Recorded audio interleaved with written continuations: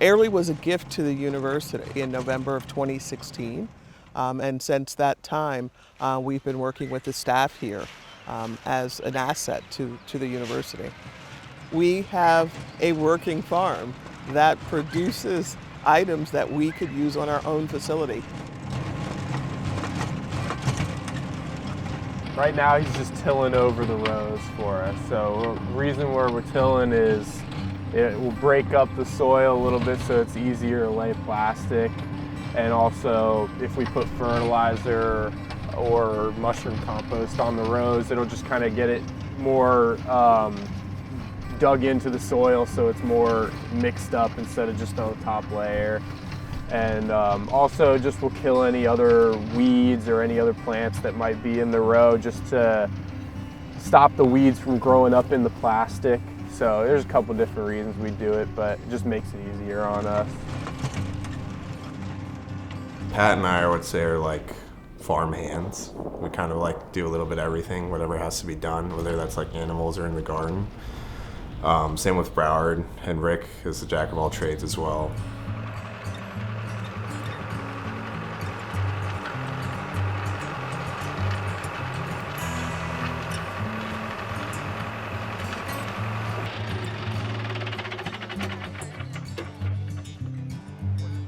Ran out of tape.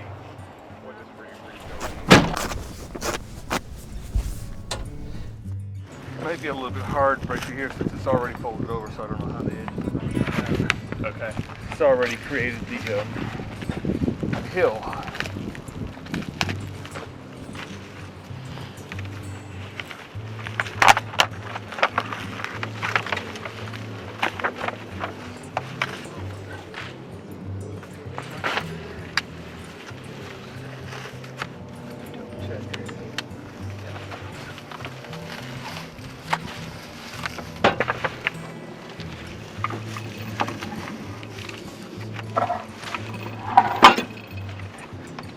Well, that's getting heavy.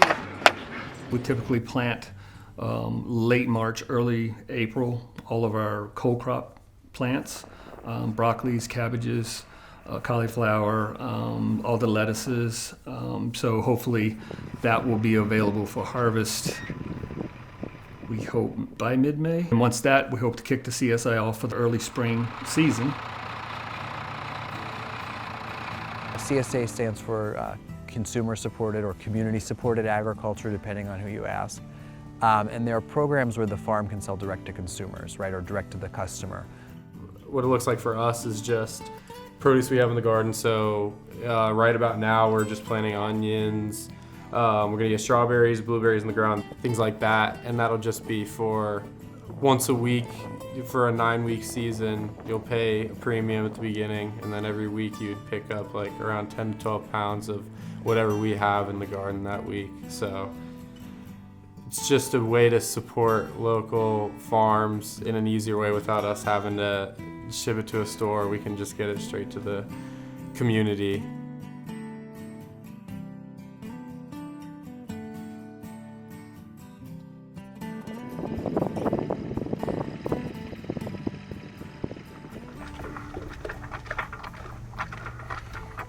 Patrick and Sean are both incredibly young age-wise.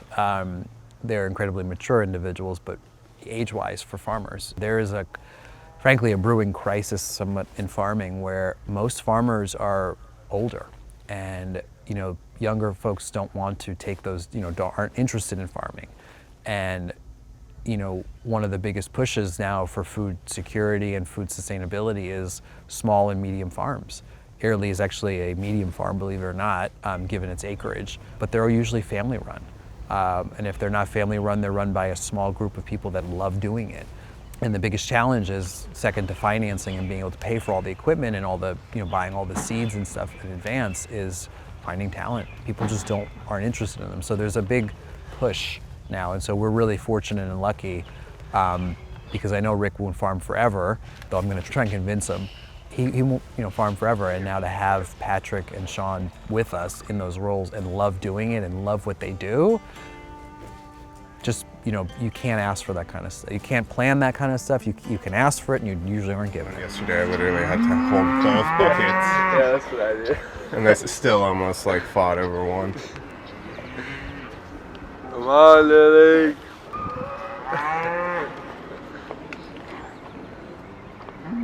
Guess I'll wait for Lily to get over here too.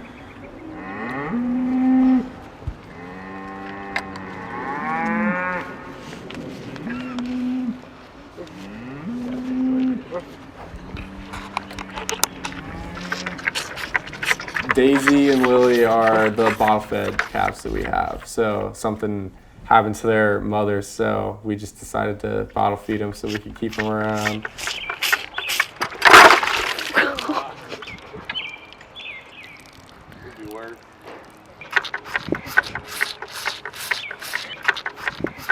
I've never worked on a farm or really worked with animals hands-on.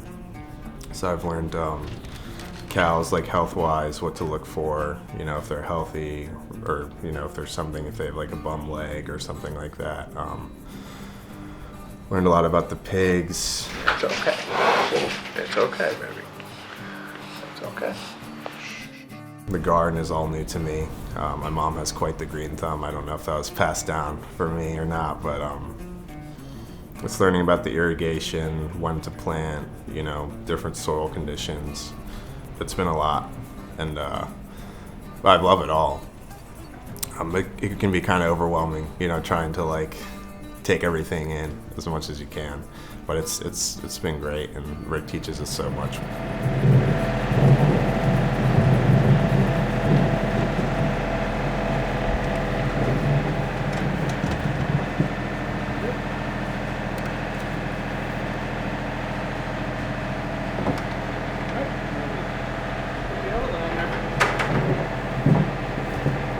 We'll do that later. Let's do these first. So see, here's how they come up. And if you see 3 or 4 on there, yeah, one's nice, but I mean, the ideal thing is you want to try and get something with an eye. So if you see something that doesn't have it, you ain't got a lot of time, obviously. But two's acceptable, but really one's all we need. Sometimes you just get 3 or 4, so just take your finger and knock one off.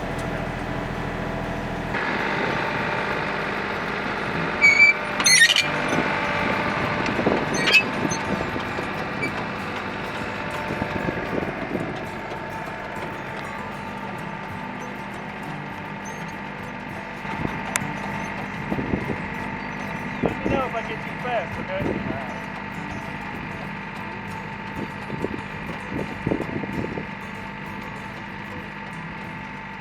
Just working with animals and stuff like that, I was scared of them more as a kid, so just kind of learning how to be more calm with the cows and just how to work them and how to get them to do what we want in a calm way.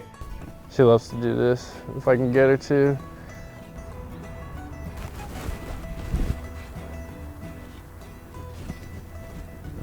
So much with the vegetables too, just learning how stuff grows, what it likes, how just from being here every day, you kind of see what the plant's like over time. And of course, I'm still very early into it, and still have a lot to learn.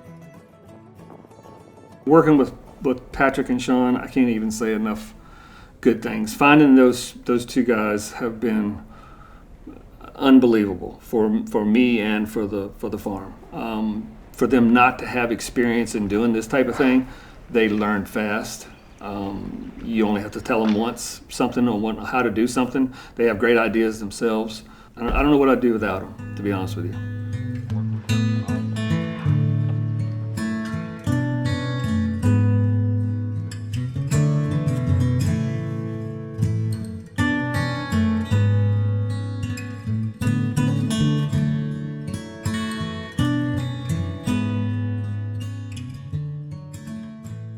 There is something special to this place, the land, the way it's set up, the natural setting, the pieces of the natural setting. I don't know. I mean, maybe I'll be lucky enough to figure it out.